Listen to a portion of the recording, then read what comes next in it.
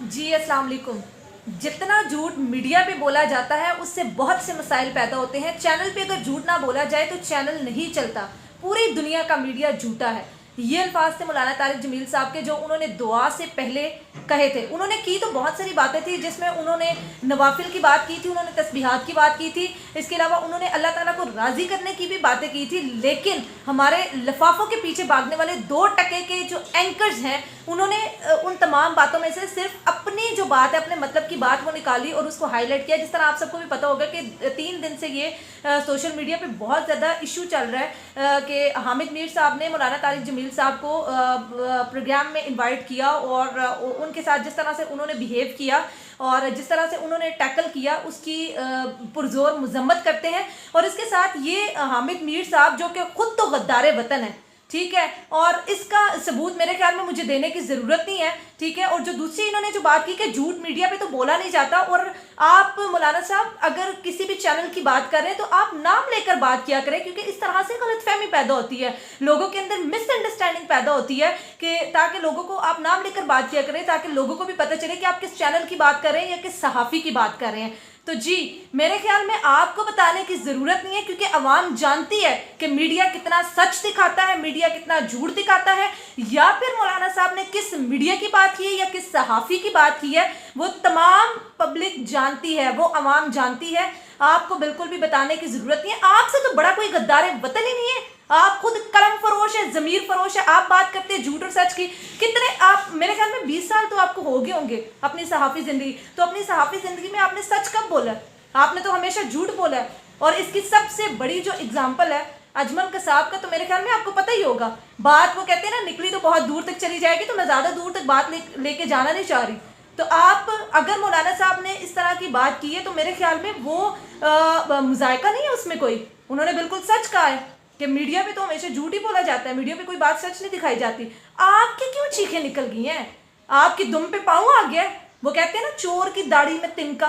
तो असल में चीखें पता है किन की निकलती हैं? मैं आपको बताती हूँ हामिद मीर साहब के चीखें किन की निकलती हैं। चीखें उन लोगों की निकलती हैं जिनके दिलों में चोर होता है। आपके दिल में चोर है। और आप क्या कह रहे थे कि उन्होंने दुआ कराई होगी, खुलूस नीयत से दुआ कराई होगी, या फिर आप दिलों को तोड़ने की बात ना किया करें, जोड़ने की बात किया करें। या वो आपके साथ आपके जो पार्टनर है मालिक, मोहम्मद मालिक, जो बड़े एंकर अपने आप को समझते हैं, बड़ा जैसे वो सहाफ़ी हैं, वो ज़ातियात की बात करते हैं। आप लोगों में सिखाएंगे ज़ातियात क्या है? आप सिखाएंगे खुलूस नीयत क्या है, जिनको पता ही नहीं है। आप पहले मौलाना साहब के लेवल पे आके बात करें।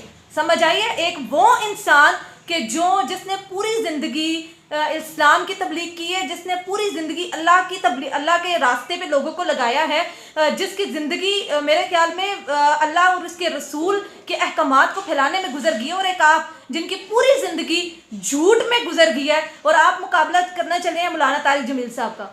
अरे आप तो उनकी कदमों की धूल के बराबर भी नहीं है। आप उनके लेवल पे आके बात करें, पहले अपना लेवल तो उतना लेकर आए, उसके बाद आप आके बात कीजिएगा।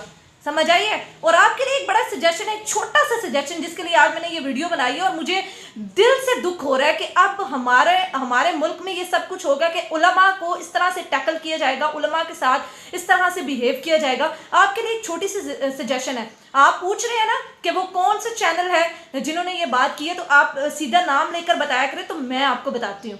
आप जाएं अपने साथी सहाफ़ी मुबश्शिर लुकमान साहब के पास जाएं, वो आपको सारी सच्चाई बताएंगे, वो आपसे कुछ नहीं छुपाएंगे। वो कह रहे हैं ना कि मेरे पास आओ, मैं आपको बताऊंगा, ठीक है। तो अगर उनसे भी ना पता चले तो मेरे ख्याल में थोड़ा सा सोशल मीडिया देख लें, आपको खुद ही पता चल जाएगा कि मौलाना साहब ने किस बारे में बात की है। और हाँ, दूसरी बात जो आप कह रहे थे कि मौलाना साहब यहाँ जाते हैं वहाँ जाते हैं, नवाज शरीफ के पास होते हैं, कभी मुशर्रफ के पास होते हैं, कभी वो जी इमरान खान के पास होते हैं, तो आप क्या किरामन कातिबीन हैं? उनके किरामन कातिबीन है आप कि वो कहाँ जाते हैं, किस तरह से जाते हैं? आप कौन होते हैं कि मौलाना साहब आपके सामने माफ़ी मांगे, या फिर मौलाना साहब जो है वो आपके सामने सफाइयाँ पेश करें?